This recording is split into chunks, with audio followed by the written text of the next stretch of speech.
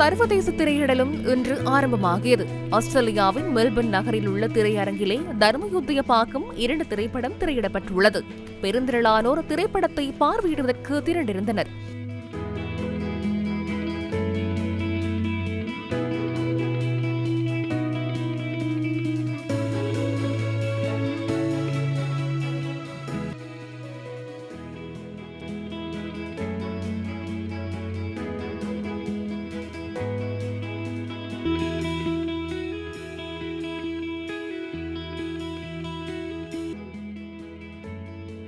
தர்மயுத்திய பாகம் 2 New Zealand, Japan, தென்கொரியா, Italy, England, Canada மற்றும் அமெரிக்காவில் வெளியிடப்பட உள்ளது.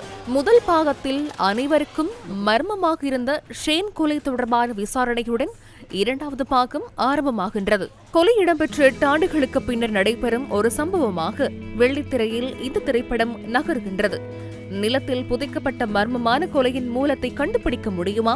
அந்த மர்மத்தை அறிய நீங்களும் விரைவில் தர்மயுத்திய பாகம் 2 பார்க்க வேண்டும்.